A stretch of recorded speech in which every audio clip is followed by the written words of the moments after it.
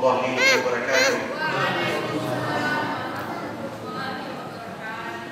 Alhamdulillah, alhamdulillahilladzi 'allama al-insan ma lam ya'lam. Asyhadu an la ilaha illallah wahdahu wa asyhadu anna Muhammadan 'abduhu wa rasuluhu wa la nabiyya ba'dahu. Allahumma salli wa sallim ala habibika wa rasulika wa nabiyyika Muhammadin abdillah wa ala alihi wa sahbihi wa mawala. Allahumma arzuqna fahman nabiyyin wa hifdzal mursalin wa ilhamal malaikatil muqarrabin. Allahumma yahdina wa yahdikum sawa'as sabil wa yaftah 'alaina wa 'alaikum futuhal 'arifin. Rabbi shrah li sadri wa yassir li amri wahlul 'uqdatam min lisani yafqahu qawli. Rabbi saddid lisani wa hdi qalbi bihaqqi sayyidina Muhammadin sallallahu alaihi wasallam. Bapak-bapak, ibu-ibu, jamaah ta'lim yang dimuliakan dirahmati Allah, alhamdulillah pada minggu ini, di hari ini kita berjumpa lagi di dalam majlis yang mubarak, majlis yang diberkahi. Keberkahan ini disebabkan karena pertama kita melaksanakannya di masjid. Keberkahan yang kedua, kata Nabi, idza marartum bi riyadil jannah farta'u. Qalu wa ma riyadul jannah ya Rasulullah? Qala hilaqul dzikri wa majalisul ilm. Kata Nabi, bila kalian melewati taman surga, singgah. Sahabat bertanya, taman surga apa yang kau maksudkan? Kata Nabi, itulah majlis-majlis zikir dan majlis-majlis ta'lim. Majlis ta'lim, kata Nabi, taman di antara taman-taman surga. Karena memang orang yang bermajlis mencari informasi langit, yaitu apa? Orang di ta'lim belajar tentang firman Allah, di ta'lim belajar tentang sunnah-sunnah Rasul. Dengan inilah ia mendapatkan petunjuk untuk melaksanakan ibadah, muamalah yang pada akhirnya hidupnya dari baik menjadi lebih baik. Seperti ini faidah daripada majlis. Nah, sebagaimana yang sudah kita lewati bersama pada minggu yang lalu, kita belajar tentang fardu kifayah, dan kita sudah menyelesaikan bagian pertama bahwa fardu kifayah itu ternyata dimulai dari sakit, dan itu sudah kita bahas ya. Kita sudah bahas, saya sudah kasih yang pertama menjenguk orang yang sakit, sudah kan? Sudah dijelaskan fadilah-fadilahnya. Yang kedua, yang sakit harus sabar. Yang ketiga, kesabaran ini harus disertai dengan berobat. Yang keempat, yang sakit harus berbaik sangka kepada Allah Subhanahu wa taala. Yang kelima, makruh hukumnya orang yang sakit berharap mati. Yang keenam, ketika datang tanda-tanda ajal, maka orang yang sehat disunahkan untuk mengajari orang yang sakarat dengan talqin dan membacakan surah Yasin. Jadi surah Yasin dibaca bagi orang yang akan mati, bukan yang sudah mati.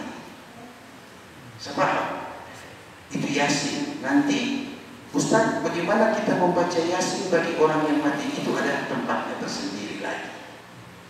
Oke, bisa paham ini Bu? Pak, bisa paham ini? Ya, baik.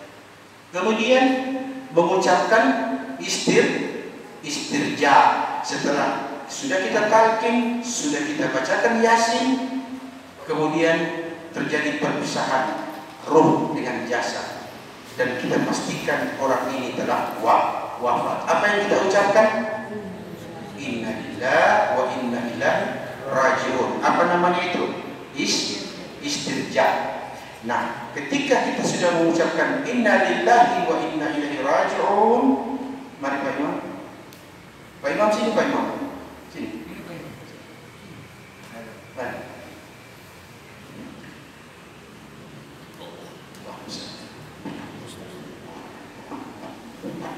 Kita lanjut. kita menutup matanya sambil mengucapkan doa. Aghmid basara, tutup matanya dengan ucapan inna lillahi ma akhadha wa lahu ma a'ta. Kepunyaan Allah apa yang dia ambil, punya Allah pula apa yang dia berikan. Baru ucapkan doa, Allahumma ghfir lahu warhamhu wa'afihi wa'fu anhu. Tutup. Bisa paham ini? Oke. Kemudian memberi makan membawa makanan bagi orang yang berduka di hari pertama.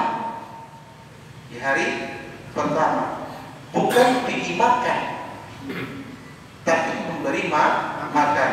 Berdasarkan hadis Rasulullah SAW yang mengatakan, Isna'u ta'aman li ahli Ja'far fa innahu ya'ti yashguluhum. Buatkan makanan dan antar kepada keluarganya si Ja'far, karena keluarganya sedang sibuk dengan kesedihan. Karena terbukti orang yang ditimpa petaka musibah kematian pasti hatinya galau, sehingga tidak ada nafsu dan selera makan, apalagi berpikir mau kasih makan orang. Betul tidak? Tapi Ustadz yang wafat ini orang kaya. Memangnya itu dukanya orang kaya dan orang miskin beda? Namanya duka kematian, mau kaya mau miskin, tetap sama. Jadi sunnah kita membuat makanan dan antar di rumah duka, supaya yang berduka bisa makan, dan yang datang dari keluarga-keluarganya juga bisa makan. Itu memberi makanan bagi keluarga si mayit. Kemudian sekarang kita masuk pada pembahasan. Itu bagian pertama selesai ya, sudah. Sekarang melaksanakan fardu kifayah.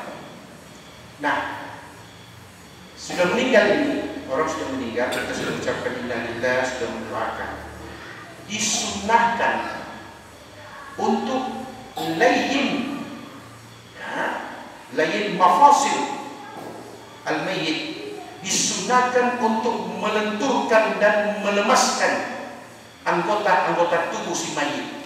Kan tadinya kan sakarat, wafat, sudah doakan, dan sudah mayit toh. Nah, sudah mayit. Maka di saat setelah dia sudah wafat, tangannya ini dikasih begini. Lain mafasil, dikasih lemas pada waktu selesai wafat. Bukan nanti sokaras, baru kasih lembut. Bisa paham? Ini dijelaskan dalam kitab Al-Imam Syafi'i. Waktu sudah saya meninggal, sudah itu tutup matanya, ikat dengan kain supaya mulutnya tidak terbuka, kemudian berulang-ulang kali melemaskan tangan si mayit dan jari jemari, sehingga dengan melemaskannya itu maka sampai dimandikan dan dikuburkan, jasad daripada si mayit tetap lemas. Bisa paham? Ya. Kemudian sesudah kita mau melemaskan bagian-bagian tubuhnya, nah baru kita lihat posisi mayat. Kalau dia tidak menghadap kiblat, putar menghadap kiblat. Kenapa harus menghadap kiblat, Ustaz? Nabi kita Muhammad SAW mengatakan, Al-Ka'batu qiblatukum ahya'an wa amwatan. Ka'bah itu adalah kiblatmu di kala hidup hingga di kala mati. Berarti lihat posisi ruangan, kamar. Kalau kamar sulit untuk memanjang, maka boleh lurus. Misalnya kiblat ya, ruangan kecil. Kalau mau dikasih begini, menghadap kiblat kayaknya tidak cukup ini ruangan. Maka putar, lurus. Bagaimana caranya? Kakinya yang menghadap kiblat, kepalanya yang ke sana. Karena kalau dia berdiri berarti kiblat. Jadi bukan kakinya yang dimaksud menghadap kiblat, tapi posisi mayatnya. Kalau kita putar kepalanya di sini, kakinya ke sana, maka ketika dia berdiri membelakangi kiblat. Bedakan ya, bedakan. Siapa ini Pak, Ibu? Oke. Setelah kita sudah mengaturnya, kemudian boleh kita memulai dengan menekan perutnya, ya, membangunkan sedikit mayat, menekan perutnya, pusarnya, dan mendorong sedikit perutnya, karena pada waktu dia sakarat, duburnya terbuka.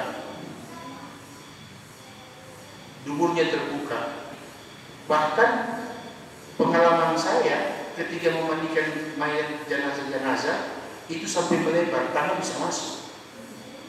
Ditanya, kenapa bisa begitu Ustaz? Itu menunjukkan dahsyatnya sakaratul maut, sakitnya sakaratul maut, hingga rongga-rongga dubur pun terbuka. Bahkan maaf kalau laki-laki buah penirnya itu kondom. Setelah dia rasa sakit dari mana Ustaz? Jangan tanya sama saya, nanti kan orang merasa nanti. Kalau tanya sama saya, kita juga masih suka umur panjang. Sepaham ini? Nah, setelah posisi sudah menghadap kiblat, kita tekan perutnya, baru ambil sesuatu yang berat, ya, kayak seperti batu atau apa, tindis perutnya sebelum kita memandikan. Karena orang yang telah mengalami kematian biasanya perutnya mengembang, karena sudah tidak dikontrol lagi oleh kehidupan. Tekan, tindis, baru tutup dengan kain. Lepaskan baju-baju yang dia pakai. Bila perlu, ambil air dengan handuk, baru bersihkan tubuh si mayit sebelum dia dimandikan. Itu namanya bagian daripada adab lil mayit. Coba. Kemudian setelah sudah kita laksanakan, tutup. Kemudian buatkan bara dan bakarlah kemenyan atau dupa untuk menghilangkan bau mayat di dalam ruangan, sehingga ketika orang datang berziarah tidak merasa terganggu dengan bau si jenazah. Bisa paham? Jadi maksud dan tujuan dibuat wewangian di ruangan yang ada mayat bukan bagian daripada ibadah, ya, tapi sekedar untuk menghilangkan bau yang dikeluarkan oleh si mayit. Siapa ini, Bu? Jadi dia bukan oh ini bagian daripada fardu kifayah, bukan.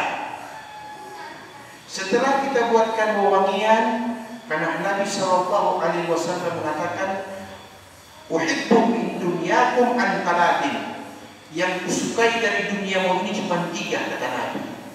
Apa itu? Pertama, Nabi suka dan senang melihat bila ada dari umatnya ada wanita-wanita yang saleh. Nabi senang melihat wanita-wanita saleh.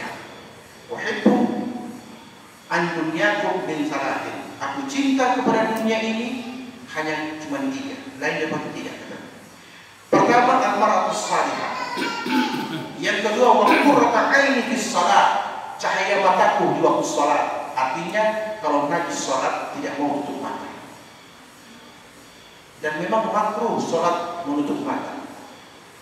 Makruh. Karena kalau tutup mata pasti kacau pikiran. Semua dapat lihat. Karena tutup mata. Tapi kalau dia buka mata, sunnah melihat dan menatap tempat sujudnya, maka dia akan terfokus di situ. Begitulah menghadap Allah, maka kau akan melihat dunia dengan matamu, tapi hatimu yang merasakan. Tapi bila engkau melihat sholat dengan menutup matamu, kau tidak akan pernah merasakan kehadiran Allah Subhanahu wa Ta'ala dalam waktu sholat. Bisa dipahami? Nah, kemudian setelah itu Nabi mengatakan yang ketiga yang kusuka di dunia ini at-tib, wangi-wangian. Makanya sunnah kita sholat, sunnah kita menggunakan wewangian. Jadi wewangian yang dimaksud di sini yang tidak mengandung alkohol, tapi wewangian yang asli, yang murni. Demikian pula jenazah. Kalau tidak ada dupa, tidak ada kemenyan untuk menghilangkan bau, tidak mengapa kita memberi wangian di tubuh si mayit sebelum dimandikan. Tidak mengapa. Ya, setelah ini. Kemudian proses memandikan. Pada waktu kita akan memandikan jenazah, siapakah yang lebih berhak memandikan? Ya, wali daripada si mayit. Wali daripada si mayit. Wali si mayit ini yang sejenis. Misalnya yang wafat laki-laki, ayahnya masih hidup, ayahnya lebih utama memandikan anaknya. Paham ini? Itu sebabnya kenapa pelaksanaan jenazah fardu kifayah semua harus belajar. Karena semua belajar bukan mau jadi pegawai syara, apalagi mau bersaing dengan pegawai syara, apalagi merasa lebih mampu daripada imam. Bukan begitu.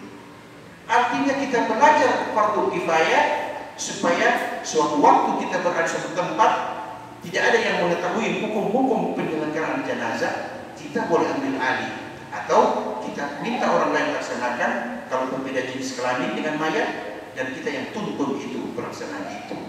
Kan begitu manfaatnya. Sepahami Bu? Ketika kita akan memandikan, saya sudah tulis, sudah rangkum dari kitab ini, ya. Niat memandikan. Nah, itu niat memandikan. Pertama kita mengucapkan niatnya, dan itu sunnah. Orang yang memandikan sunnah. Sunnah sebelum dia mandikan, pertama, sunnah bagi orang yang akan memandikan, dia sebaiknya bersuci dulu. Dia mandi, dia bersuci, istinja dan sebagainya. Karena dia akan membersihkan dan mensucikan jenazah. Bisakah sesuatu yang kotor membersihkan yang bersih? Tidak bisa. Makanya kadang-kadang ketika kita melaksanakan fardu kifayah terjadi, kenapa tidak hilang-hilang bau si mayat? Karena apa? Yang melaksanakannya juga tidak beristinja dan tidak melaksanakan sunnah-sunnah tadi. Jadi sebaiknya orang yang akan melaksanakan fardu kifayah, dia bersuci, dia buang hajat dulu, istinja, dan dia melaksanakan wudhu. Sudah bersih dia sudah bersih, baru dia punya kewenangan atau kewajaran untuk mensucikan apa yang belum suci dan bersih. Bisa dipahami Pak? Nah, setelah sudah itu disunnahkan juga bagi yang memandikan, untuk niat. Apa niatnya? Nawaitul ghusla adaan hadzal mayyit fardhan kifayah lillahi ta'ala. Saya niat memandikan mayit ini, ya, segera sebagai bagian dari fardu kifayah karena Allah semata. Coba ini. Jadi ada niat. Apa itu niat mesti dilafalkan? Tidak. Yang kita niatkan. Kemudian bagaimanakah ketika kita akan memandikan? Ada tidak Ustaz kira-kira doa yang boleh kita ucapkan ketika akan memandikan? Kita ucapkan doanya, Bismillahirrahmanirrahim, Allahumma tsabbit ala millati Rasulullah sallallahu alaihi wasallam. Dengan nama Allah yang Maha Pengasih dan Maha Penyayang, ya Allah, tetapkan ia pada agama Rasulullah sallallahu alaihi wasallam. Boleh kita bersalawat, kita siram. Yang biasa orang juga bilang siram air pertama, kan begitu. Apa itu wajib? Tidak. Sunnah. Karena para ulama mengatakan orang yang melaksanakan fardu kifayah sebaiknya memperbanyak doanya untuk si jenazah. Maka lahirlah bentuk-bentuk doa yang disusun oleh ulama untuk diucapkan. Karena panduan khusus dari Nabi tidak. Oh, Nabi bilang baca baca ini kalau mau basiran, baca ini dan sebagainya, tidak. Tapi mereka mengambil keumuman lafaz dari perintah Nabi untuk selalu mendoakan saudaramu yang wafat. Perbanyak doa untuk mereka. Maka mulai dari sakit, ya, sampai dia sakarat, sampai dia wafat, sampai dia dimandikan, dikafani, doa terus. Karena orang mati butuh doanya orang hidup. Dan orang hidup saling mendoakan antara yang hidup dengan yang hidup. Sebaliknya. Kemudian bagaimana Ustaz bila jenazahnya mengeluarkan bau? Sudah 3 hari baru ditemukan, mati sendiri di kamar. Ya. Sudah 1 minggu baru dapat mayatnya di sungai. Kan kondisi sudah rusak, sudah pasti mengeluarkan bau. Apa doa yang akan dibaca untuk menghilangkan bau itu? Dengar doanya.